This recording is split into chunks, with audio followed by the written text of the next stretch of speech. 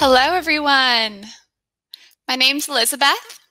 I'm the product marketing specialist at UP42, as well as a Geospatial analyst, and I'm your host for today's webinar. Thanks for tuning in from all across the globe.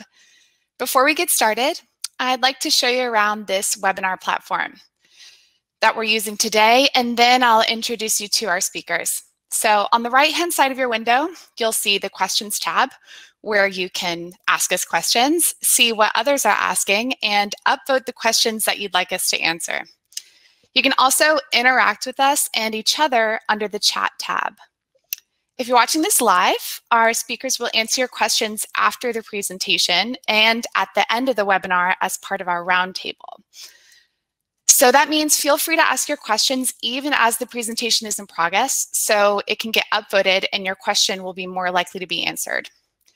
We'll also share this webinar as a recording later on. So if you're watching this as a recording, know that you can still engage with us in the chat and in the questions tab, and we'll either get back to you in those tabs or follow up after the session.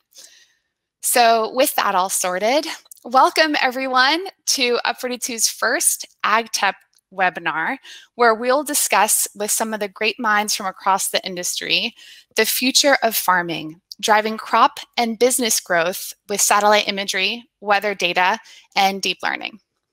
Today we have several special guest speakers that I'm happy to introduce. First off, we have Shawn, Melamed, and Griffin Williams from Catalyst. Shawn is a product marketing manager at Catalyst and has over 15 years of combined education and professional experience developing and implementing remote sensing tech for private, public, and defense applications. Shawn specializes in geometric and radiometric correction of optical satellite imagery, as well as automating insight extraction through machine learning and AI. Then we'll have Larissa Ott. Larissa has a strong background in meteorology, studying at ETH Zurich, where she completed a master's degree in atmospheric and climate science with a specialization in weather systems and atmospheric dynamics. Originally joining Meteomatics as a meteorology intern, Larissa quickly became a valuable asset, and for the past year, she's been an integral and full-time member of the meteorology team at Meteomatics. She's already developed new forecasting capabilities and also supports Meteomatics customers in making decisions informed by weather data. Then we'll have Niels Helgesen, co-founder and CEO at DigiFarm. Nils is a 15th generation farmer and crop producer from Norway who co-founded DigiFarm in 2018. So in this way, DigiFarm was born out of firsthand experience as they leveraged the understanding of the unique challenges in agriculture that Niels actually faced during his years as a farmer to shape how the company was built. So thank you, folks, for being here today. We're excited to see all of your presentations. And now I'll turn the virtual stage over to Shawn and Griffin for our first presentation, where they will showcase how to analyze crop health and predict crop yield with deep learning. Thanks for joining us today, gentlemen. Thank you so much, Elizabeth. We're really excited to be here today and to showcase our solutions. So we're very excited to showcase to you a novel technique that leverages analysis-ready data from satellite imagery in order to help analyze and predict the yield of crops using a deep stack of time series imagery. In this case, we're going to be showcasing an example using spot data. So the particular goal of this example that we're going to walk you through is, once again, the idea is leveraging the analysis-ready data in order to evaluate the performance at a particular period in time and predict the yield of crops from a time series of various spot sensors captured over a period of 10 years. The two techniques that we're going to that are going to leverage analysis-ready data in this particular example, the first one on the left is an intra-field anomaly detection. So this is the idea of taking a snapshot in time and understanding how and where within a particular field or an area of interest our crops are performing based against a particular key performance indicator, such as the NDVI metric, comparing it against a baseline of data captured at the same Julian day or the approximate same Julian day in previous years from our time series stack. And this is done by creating a baseline and comparing our results today towards that baseline to see where we have to perform additional analysis or additional or potential field work, send people to the field. And we can see how we can compare against that baseline. Griffin's going to go into more details and showcase how we can do that and leverage analysis-ready data for that.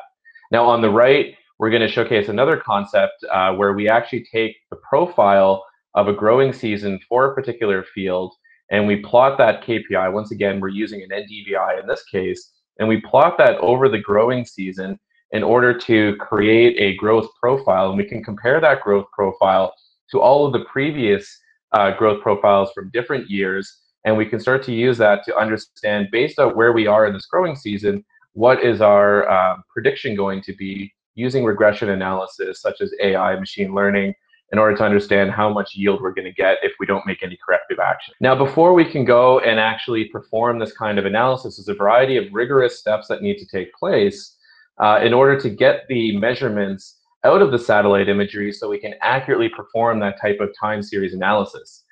This starts off by first just capturing the satellite imagery. Now, you may not be aware in your particular area of interest, but imagery has been captured all over the world for the last 30+ years. So likely in your area of interest, there is imagery that has been that's been captured for many years and is available in various archives for that area. We then take that stack, and this oftentimes, if we're analyzing 10, 20 years, whatever it may be in our particular stack here, this could be a accumulation of hundreds, if not thousands, of images that we then need to convert to what's known as analysis-ready data. And this is really normalizing and correcting the positions of the images so that when we are doing our analysis that we're going to showcase, we're able to compare apples to apples. And there's a lot of steps. And this is traditionally where 80% of the time is taken. And because for a variety of different sensors, there isn't an automated workflow, it was previously not feasible to do this type of analysis. But now we're going to showcase our automated workflow for this and how we can now quickly create this information product and then extract that or then import that into something like the Open Data Cube in order to then perform a variety of analytics like what we showcased here earlier. So with that, I'm going to hand things over to Griffin, who's going to walk us through an example like this. Great, thank you very much, Shawn. As Shawn mentioned, I'm going to show two different multi-temporal analyses using a stack of spot imagery using the normalized difference vegetation index. So on the screen now, we can see an NDVI growth profile for a field throughout a single year. So we can easily identify some trends in this data, such as where the growing season is in this sort of main kind of larger section over here. But by itself, this isn't particularly useful. But when we have a stack of ARD imagery over a long period of time, we can easily extend this analysis to cover all the other time periods in our data stack. So now we have an example here from 2010 to 2017, where we can, look at these trajectories and establish trends, perform analysis, and then derive those kind of predictive models that Shawn has alluded to before. And another type of analysis we talked about was performing NDVI-based anomaly detection. So this type of analysis highlights areas where the NDVI value is different from a specified baseline, where areas in green are have higher NDVI values and red areas lower NDVI values. But before we can comfortably perform that type of analysis, we need to ensure the data is robustly pre-processed to an ARD format, as Shawn had mentioned. So on screen now, I'm showing you the AOI that we were using in the Cape Town region of South Africa. So these red vector layers are the footprints of all the spot imagery that were processed for this analysis. So hundreds, thousands of images, which would previously be too time-consuming or simply unfeasible to do prior to our Catalyst ARD processing technology.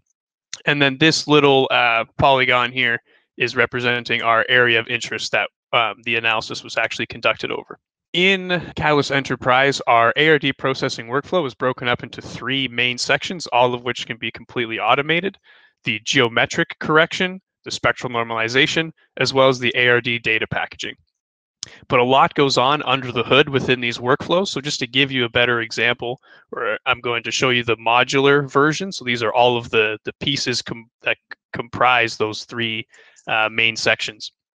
So the geometric correction steps between data ingest all the way up to accuracy assessment map creation are required to ensure that the pixels in your imagery throughout your stack align up to 1/10 of a pixel accuracy using our state-of-the-art super registration technology, which takes alignment a step further than traditional orthorectification measures can. So once we have those data very highly aligned, we then need to spectrally normalize them. So that's where steps 6 through 8 come into play, where we're spectrally normalizing the data to ensure the radiometry is consistent between images that are taken at different times, under different viewing angles, solar angles, from different sensors even, in order to make sure that we're making an apples-to-apples comparison. So the output of this process are surface reflectance products that are corrected for the effects of the bidirectional reflectance distribution function, which is a bit of a mouthful, but they're called N-bar surface reflectance products, and they ensure that comparisons are apples to apples. And then lastly, once we have that data normalized, we can then generate additional metadata files and then package the data so that we can quickly and easily integrate it into an analysis framework such as the Open Data Cube. So I'm going to show you that here now, an example of performing that anomaly detection in using a Jupyter notebook in the Open Data Cube. So as mentioned, all of the data has been rigorously pre-processed in automated fashion, and now we're able to get into the analysis. So I'm just going to start off by loading in all the different Python packages and utilities that I need to use for my analysis. I'm going to define the equation from which to calculate the NDVI, and then I'm going to build up a query where I take my N-bar spot products that are here from spot 2, 4, 5, 6, and 7, and then I set up, I determine a baseline, and I determine an analysis period, and then I'm going to run that cell.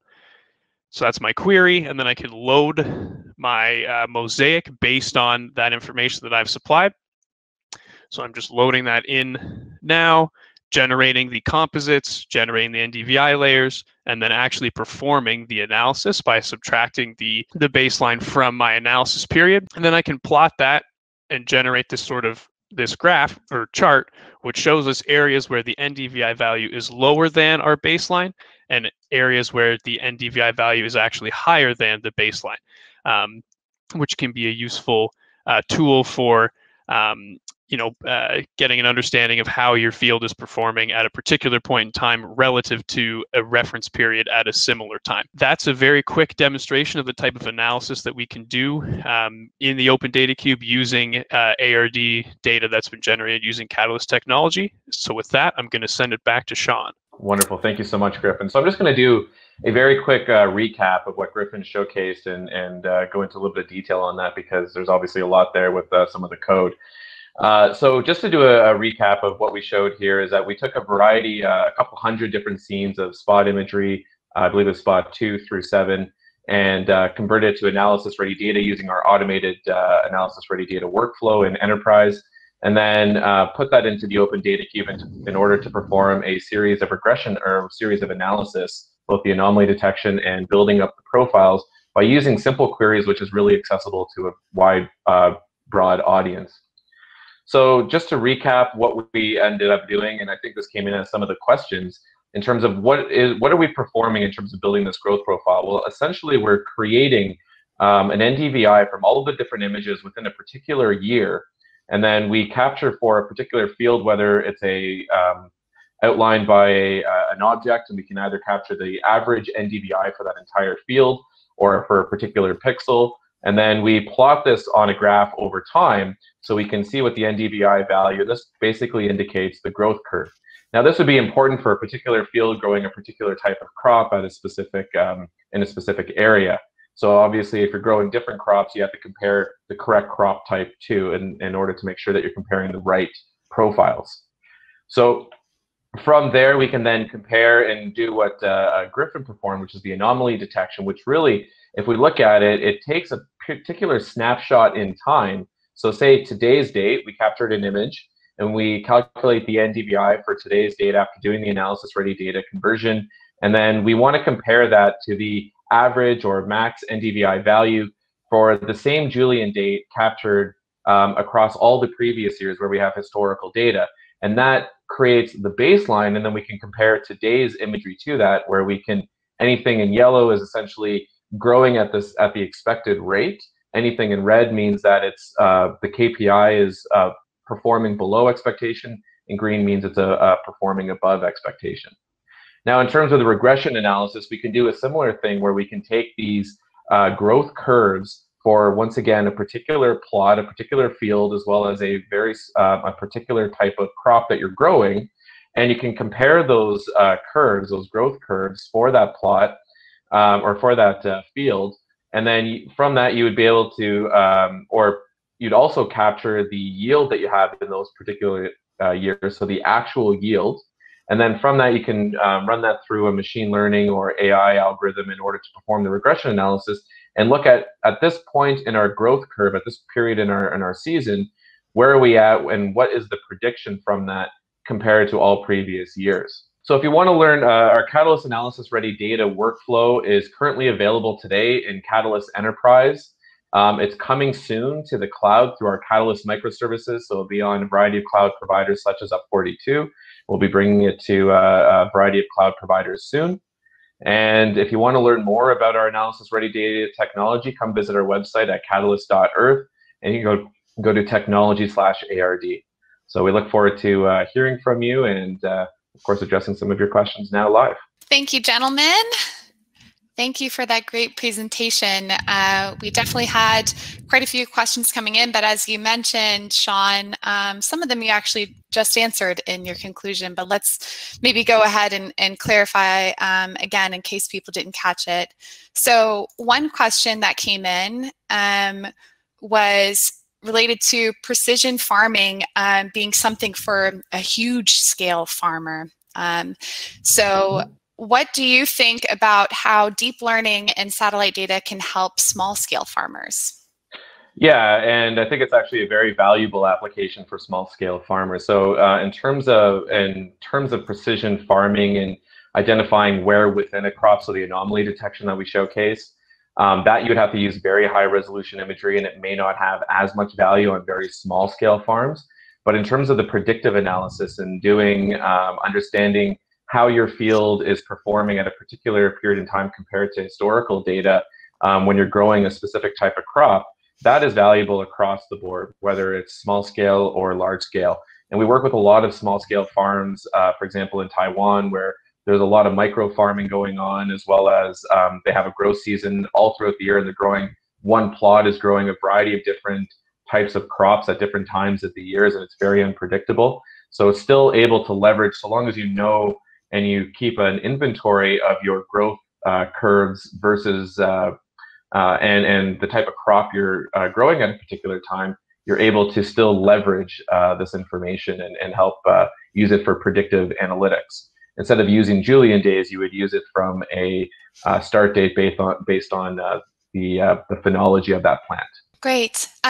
Lots of more questions poured in, but we can go ahead and save those for the roundtable. Thanks again, gentlemen, for your presentation. And now I'd like to introduce our next guest speaker, Larissa Ott. Larissa will be speaking on how Meteomatics weather forecasts and satellite data provide detailed weather insights to agritech businesses. Thanks again for joining us, Larissa. So in this presentation, I'm going to show you how you can use Meteomatics weather data and use it alongside satellite data for agricultural purposes. First, I'm starting with a few words about Meteomatics. Meteomatics is a weather data provider that consists of a team of 40 people spread across 3 locations in Switzerland, Germany, and the UK, and partners worldwide. We provide a hyper-localized weather model, including historical forecast and climate data in up to 5-minute temporal resolution and global coverage. It also incorporates thousands of weather stations, including satellite, radar, and station data. The high resolution of our model is achieved through a downscaling that we apply to up to 90 meters, and the result of this can be seen in these 2 images on the right, where the example on the right shows the coarser resolution of available models, which in itself is not necessarily something bad, but as soon as you want to have some more localized forecasts, you can run into some limits. So this is why we apply this downscaling technique, which helps us resolve terrain a lot better, and especially in mountainous terrain, as you can see in this example image on the left, you can see that all the mountains and valleys and its effects are resolved a lot better. This data is available through our own API directly, or you can also access it on the data blocks that we provide on UP42. We feature some standard data blocks, but now very new, we also feature this agriculture-specific data block, which features all of the most important parameters for agriculture. Meteomatics is supporting and working alongside a lot of different industries, as you can see on this slide. So it spans from utilities and renewables over construction, aviation and defense, re and insurance, road and rail, public services, offshore and shipping, and last but not least, also agriculture, where the weather data is used for yield estimates, crop protection, sowing and harvest optimization, for example. I'm now going to show you a short overview over some of the most important parameters that we have available for agriculture. First of all, we have precipitation, which we feature as accumulated precipitation values that you can get for various intervals from 5 minutes to up to 24 hours. Very often used in agriculture are the daily precipitation values. This data is based on satellite, radar, and model data. It is available for areas, as you can see on this example image, but also as time series. Also very important is soil moisture. For this, we feature, for example, this soil moisture index. This is an index that is created in such a way that an index of 0 means that the soil is at a permanent wilting point, and at 1 it is at field capacity. Especially after heavy rainfalls, this index can reach levels higher than 1. We have this soil moisture index available for 4 different levels into the soil, from -5 centimeters to -150 centimeters, as you can see this in this example time series in this image. We also feature temperature. This can be accessed as instantaneous values for any location, but also we feature minimum, maximum, or average values for various time intervals. Also important is the relative humidity, which you can see on the right. Both of these parameters can be accessed at various levels in height levels from the ground until 10,000 meters, and also various pressure levels. And the temperature is also featured for some levels into the ground. We also feature wind speed and wind direction. And again, in this image, you can see the effect that the downscaling has on the wind speed. Wind data can also be accessed at various levels and time intervals. Besides these standard weather parameters, we also feature a lot of very agriculture-specific parameters. These are often also the products of the feedback of our clients, so also the number of these parameters is always growing. For example, we feature this evapotranspiration, which is the sum of water evaporation and transpiration from the surface area. We also feature indices like the growing degree days, which is a measure of heat accumulation, which is often used to estimate growth and development for crops and pests. Very similar to that, we have the grassland temperature sum, which is an accumulation of mean day temperature, and is often used for determining the start of the fieldwork after winter. There is also a leaf wetness index showing the amount of dew left on the surfaces. We also feature some disease indices. For example, we have this Phytophthora negative prognosis, which is an index for the necessity of safety measures against potato blight. And as you can see in this example time series, all values under 150 mean that no measures are necessary. We also have the most similar year. This parameter shows you the year in which the conditions on a particular day were the most similar to those on the queried year. This is just a small overview. We also have many other parameters. But now I'm going to show you a small example of how you could retrieve this data for an example area. There are many different ways that you could do that. Here I'm showing an example for if you want to access the data over UP42 with Python, as you can see in these small Python snippets. All you have to do for this is install this UP42 package, and then you can just start by initializing your project. You just need an authentication key, and then you can create your workflow.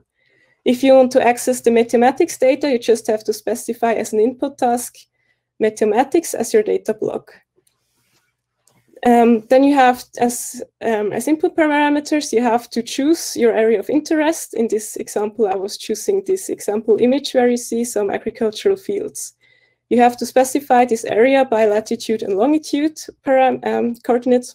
And then you can also specify your time frame with a start and end date. So here I chose the 1st of June 2019 until 1st of August 2019. So we will get 2 months worth of data. Then you can also choose several different variables. Here I'm going for precipitation in 24 hours and all of the 4 different soil moisture index levels. Then you can also choose your time interval in hours. Here I chose 24 hours, so I will get 1 value each day. Then you can just run your job and download your results. So it only takes a few lines of code, and then you get your output as .NET-CDF file, where you get 1 file for each variable that you chose. You can then analyze your data. Here I have, for example, made a time series. Here we see these 2 months, and in blue you see the precipitation values. So we have in June a lot of precipitation going on, and then less in July. In yellow to red, we see the 4 different soil moisture indices, where the darkest red is the one that is the most deep, and this is also often staying the most stable throughout a time period, while the other 3 levels are more sensitive to changes. And we can see also due to the precipitation that at the beginning of June we have a lot more soil moisture content, and until July we get a lot of drier conditions. And these dry conditions by the end of July could potentially also affect the health of crops. So in order to monitor the crop health, we could use satellite data. Here I have an example where I chose satellite data from Sentinel-2 data block. And then I calculated a moisture stress index. This is just a very simple index that is the ratio of the near infrared and shortwave infrared wavelength. And this index shows you how much stress your vegetation is under. So high values mean more moisture stress, which is shown here in red for our example area. So we see that at the 17th of June, we have a lot of agriculture fields that have low values, but also some that are already experiencing moisture stress. So in our time series, this was actually taken at this time here, indicated in green. So at a time where the soil moisture was still quite high, but nevertheless, we see some fields already experiencing moisture stress. But we are also interested in these dry conditions by the end of July, and we would expect this to also show up in the moisture stress. And indeed, if we analyze the satellite image, we see that actually a lot more fields experience moisture stress. This is an example that shows you very well how you could use satellite data to monitor crop health and use it alongside the weather data for different purposes, such as predicting crop yield or making decisions for efficient irrigation methods and so on. There are also some other data blocks that you could use that would, for example, calculate you this type of indices or also show you fertilization needs of your fields. If you still have some questions regarding Meteomatics data, you could always contact us. Here are some contact details. And with this, I'm at the end of my presentation. Thank you for your attention. Thanks so much, Larissa. Thank you for that great presentation. We did have a question that came in. I think it was actually relevant to the spot information, the spot data, but I think it's relevant to you guys as well. How quickly is the turnaround between the data capture to actually the data visualization when we're referring to all these different weather parameters that you've derived? Oh, well, the weather parameters are available as soon as we have them available. So there is like almost no time difference. But the thing is, we have a lot of inputs in our model, and it depends a lot of the availability of this type of data. So another question that we at our team had was how are parameters such as the leaf wetness collected? Yeah, well, every parameter, like we calculate a lot of these on our own. So like, for example, the leaf wetness index takes the relative humidity into account. So we have the relative humidity data, and then we can, from this, extract the information that if there is leaf wetness or not. And in some regions of the world, there are these, government risk management programs for agricultural production. How can this information from Meteomatics help farmers with programs such as these like risk mitigation programs to help mitigate their risk? Well, of course, it helps to mitigate risk if you have, for example, forecast data, but it also is like if you use historical data, then you can make conclusions about different situations. And then we have one more question coming in from our team. Have you seen an increase in the in-field weather stations with Meteomatics customers? And can your offering combine information from those weather stations for better, more accurate forecasts? Yeah, well, our available weather stations always increase. And we also use them to like calibrate our data sets. And this, of course, influences the quality of the model, especially in surrounding these areas of the stations. Okay, great. Thanks so much, Larissa. We have lots of more questions that we'll save for the roundtable. But with that, thank you again for your presentation and for answering those questions. And now we'll have Niels join us on the stage. Niels will be presenting on why detecting the world's most accurate field boundaries using satellite data and deep learning is important to the future of agriculture. As I said, I think it's amazing that Niels is a 15th generation farmer and crop producer from Norway. His experience and his insight has helped to inform how DigiFarm has been built. And it's this firsthand experience that they leveraged to understand the unique challenges of agriculture, especially when it comes to geospatial tech. Thank you, Elizabeth, for the lovely introduction. It's great to be in such good company with everybody that's presented here today. So, but yes, I'm here to talk a little bit about field boundary data and why we believe it's important and the kind of process that we've gone through since in the inception of kind of DigiFarm. So we started this project back in 2018, and we knew we wanted to create precision ag services. But like everybody knows, the precision ag service has to start with accurate field boundaries and seeded acres. And one of the problems that we saw when we kind of analyzed the space is that on a large scale basis, you have these field parcels or boundaries being managed by cadastral map data or national agencies. And specifically, when we did this in Norway, we looked at the cadastral data, and we identified that over 20% of the boundaries in one particular area of Norway weren't accurate. They didn't reflect what the seeded acres were in the boundary data. So we thought to ourselves, is there a way that we're able to create some deep neural network models for being able to automatically detect field boundaries and seeded acres at a very high accuracy? And this took a while, naturally. So we trained many different machine learning models based on different areas and different imagery data.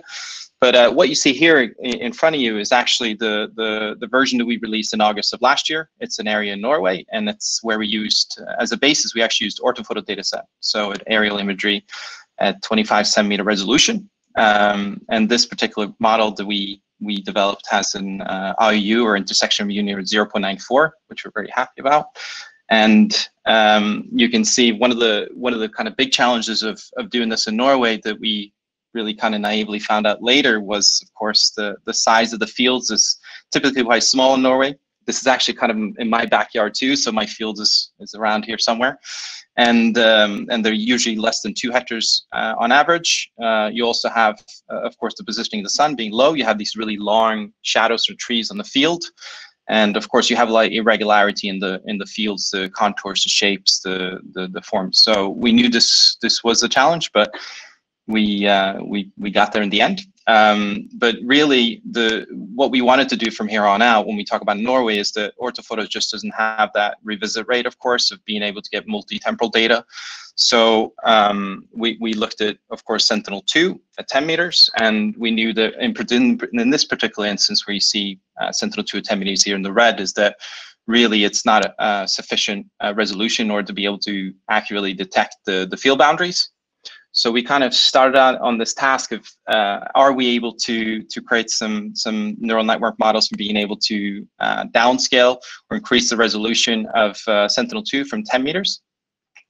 And in the later part of the fall last year, we kind of got our first model that's working. This is now downscaled from 10 meters, which you see on the right, on the left-hand side, Sentinel-2 at 10 meters, and on the right side, downscaled version, 1 meter resolution. And very proud to be able to achieve a sub-meter georeferencing accuracy as well.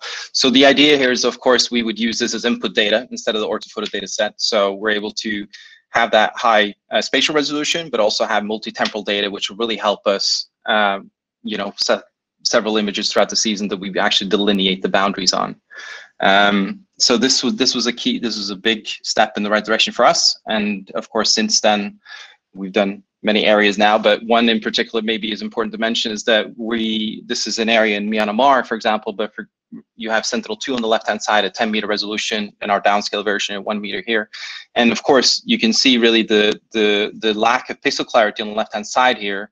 And if we were to run our field delineation model, we just knew for sure we weren't able to be able to do that accurately, which is why this deep resolution image is crucial for our delineation.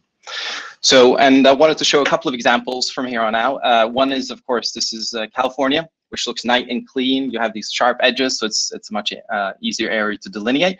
But you can actually see, here's an example of CLUs, which are in the purple, and you see our model in white.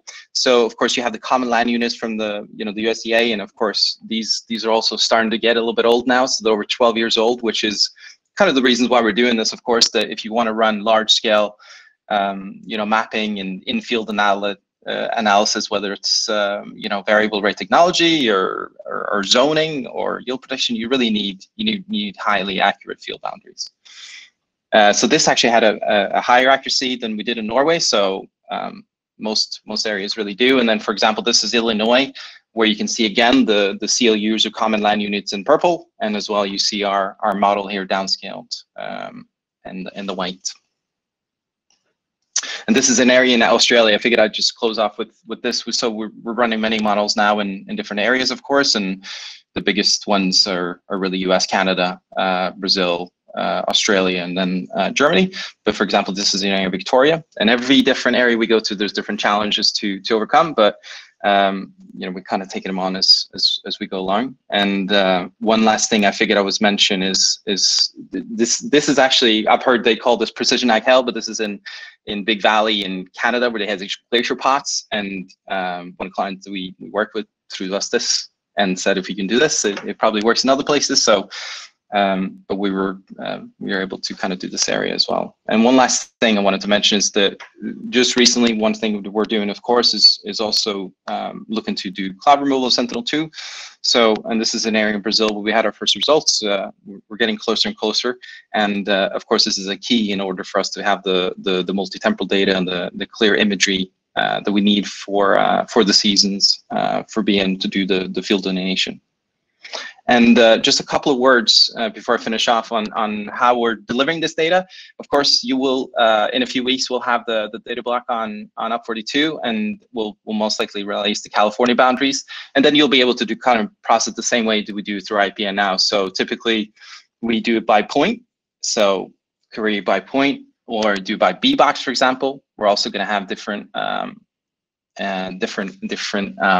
options for field ID, being able to show low res boundaries in order for the user to be able to select their actual high res boundaries. But right now it's by point and B-box, and we're constantly rolling out to different areas of interest. And yes, Elizabeth, that's the short of it. But yes, that is a little bit about what we're doing and why boundary detection is important.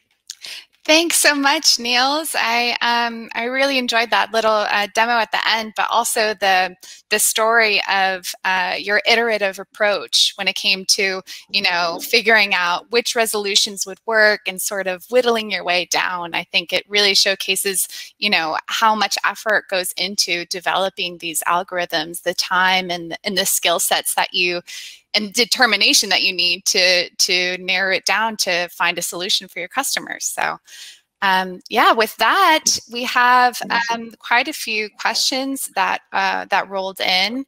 Let's go ahead and start answering some of them. From Luca, he asks, how did you develop higher resolution downscale product? So is this based on a super resolution algorithm? Maybe you can clarify that for us, Niels. Yeah, exactly. Good question. Yes, exactly. It is based on a super resolution algorithm. Really, I am just a farmer in this context, but there's a lot of clever people. I work with much smarter people than myself, but yes, it's deeply resolved Sentinel-2. And yeah, we increased the resolution by 10x. And at this point, the validation is we have a global version that's working, and it's achieving sub-meter accuracy and georeferencing too, which was a big point for us to be able to do that. Yeah, absolutely. You know, those deep learning, the neural networks, they can be, especially for folks who are farmers coming into this, trying to find out these solutions. It's great that we have folks like your team solving these questions for them. So we have another question. This is a term that I'm not exactly familiar with. How do you accurately define, I think this is LOU, in field boundaries, since this is a linear feature and single line pixel?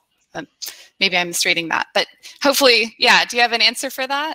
Yeah. Actually, this is probably a good answer for Constant to answer in the chat, because this is probably more technical than my farming brain. But yes, we measure, and just to clarify, the intersection of unions have you measure accuracy on a field boundary detection, but on average, it's the IOU is from 0.965 and up.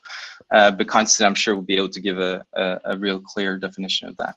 Well, thank you, Konstantin. So how do you accurately define these LOUs in field boundaries? Actually,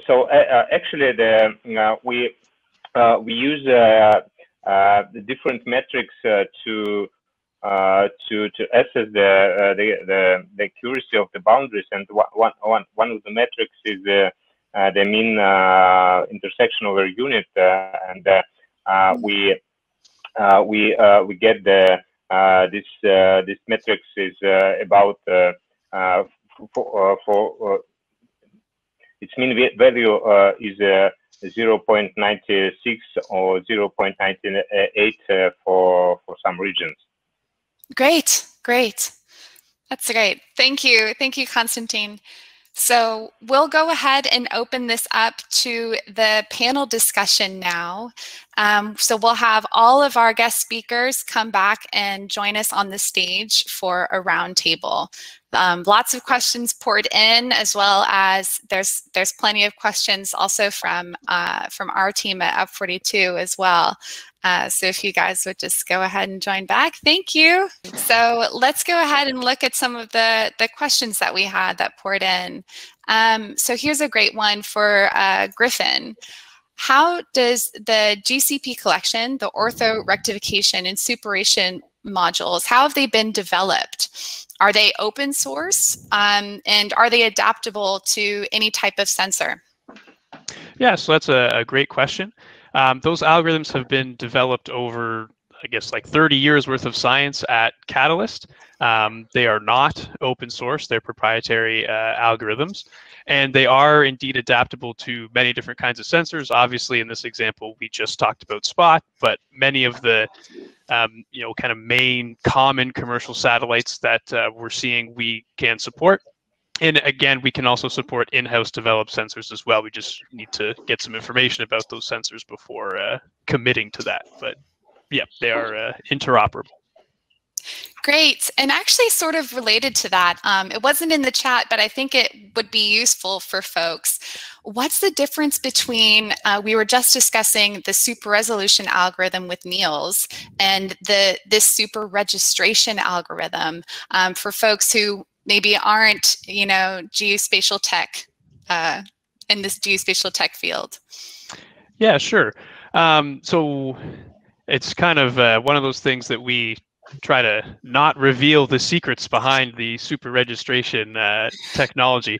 But we try to look at some of the differences and discrepancies that may exist still between an ortho image and its accompanying reference. So that can enable us to get an even higher accuracy than with the traditional GCP collection methods.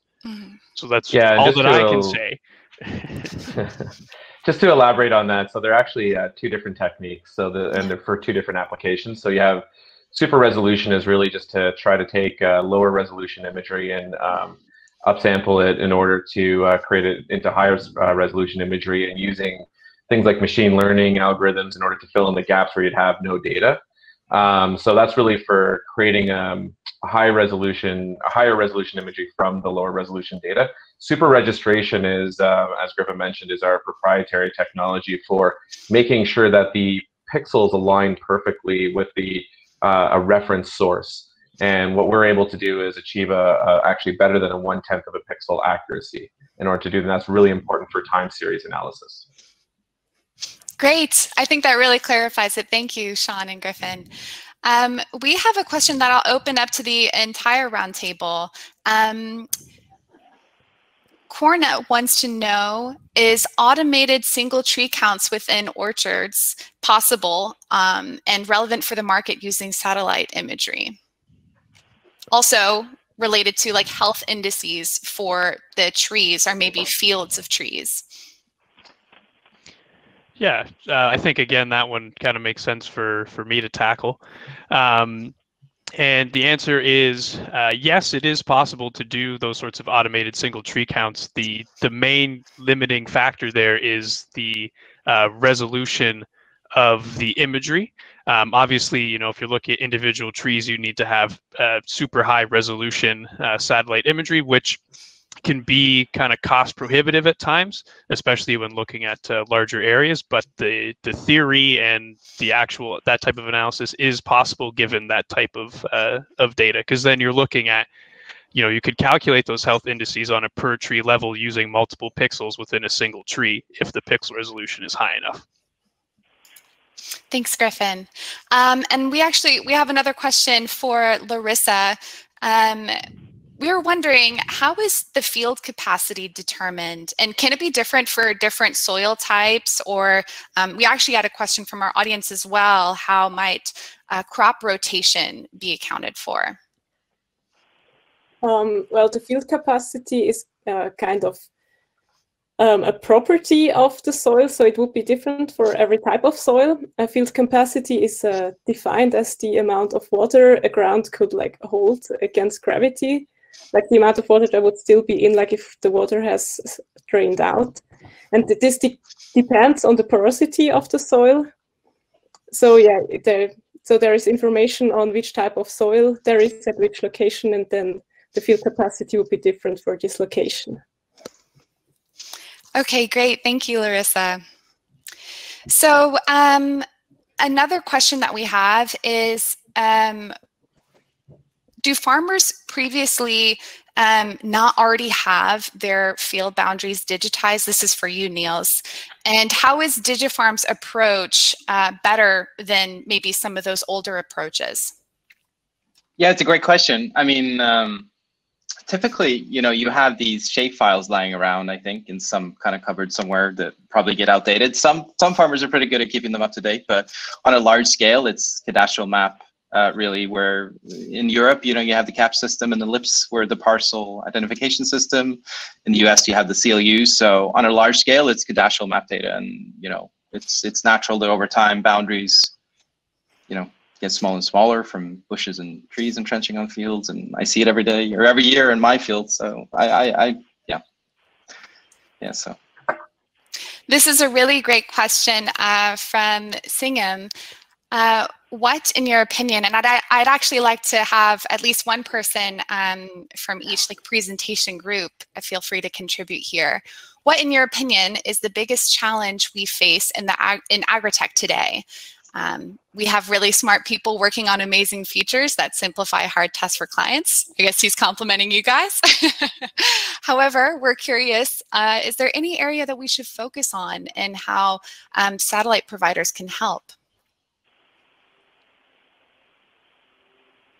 Maybe Shawn, do you want to go first? Sure.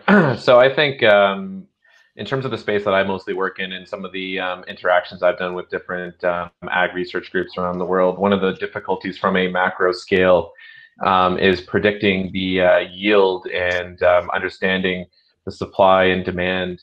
For example, I was working with a group in Asia where they were trying to understand, they have a lot of micro farms, and this government ag agency was trying to identify what's being grown, how much of that they can produce, and then how much of that they need, and then actually trying to figure out where they should be giving incentives to farmers to try to grow other crops. So obviously it works well within what we presented, but being able to identify and predict yield on both the micro or individual farm level, but also on the macro level for a government or country to make sure they have proper food supplies, I think is very important and a very challenging problem.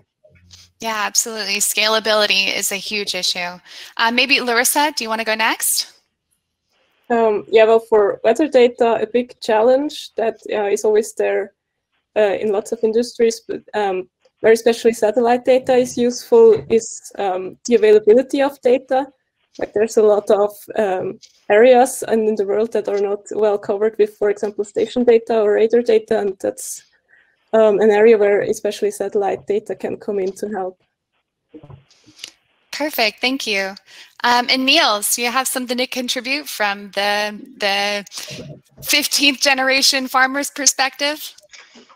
Yeah, I took over my parents' farm in 2015, so it's been 6 years. So, but it's interesting. I think I've had 2 seasons where I've seen really extreme weather, you know, both drought and floods, and I think it's very difficult for me to kind of navigate through that on a personal side. So I definitely think, you know, I do think the 2 most tangible ways that I see being able to help farmers is reducing input costs, like everyone's saying, and also increase yield potential. So, you know, I think those are 2 very tangible ones, and how to deal with the weather, I don't know yet, but it's a challenge for sure that's here to stay. So. Yeah, absolutely. Well, thank you, folks, for being here today. We're so grateful to have you come and speak with us. Unfortunately, that's all the time we have for our webinar, but thank you also to the audience for joining us and sending us so many questions. And thank you to our presenters for your amazing presentations, the insights that you brought, and of course, all the answers to the questions that poured in. Keep in mind that the data and algorithms shown here today will soon be available on the UP42 marketplace. So stay tuned as the ag tech offerings on UP42 continue to grow. If you haven't already familiarized yourself with the UP42 platform, we have an intuitive user interface where you can click together all types of geospatial data with off-the-shelf algorithms in a workflow and get immediate insights. You could actually go there now and test it yourself and even download some weather data from Meteomatics with just a few clicks. You can claim your complimentary 10,000 free credits on the UP42 platform by clicking the button that will be shown on the screen. And those credits can be used for any open source data, all types of vegetation indices on Sentinel-2, and much, much more, even beyond just agricultural use cases. As you can see on the slide behind the sign up, there's lots of different, you can also purchase high resolution data with us and even run off the shelf machine learning algorithms and even create bespoke solutions with our Python SDK. But for more on this, just contact our sales team. Last, but certainly not least, we also invite you to join us on April 8th at 4 p.m. CEST, be mindful of the daylight savings time, to take a deeper look at the first Catalyst microservices to be deployed on UP42, the Catalyst INSAR stack workflow, which can detect and calculate the velocity of ground movement up to a few millimeters. This is a workflow ideal for monitoring infrastructure, mining, construction, public safety, etc. So check the link in the chat for more details. If you have further questions that we didn't get around to answering today, don't worry. Our team at UP42 will be in touch, and you can feel free to ask your questions then. Again, thank you all so much for coming, and hope you all stay well. For more ideas on how to upgrade your agricultural workflows or just your geospatial analytics overall, come visit us at up42.com.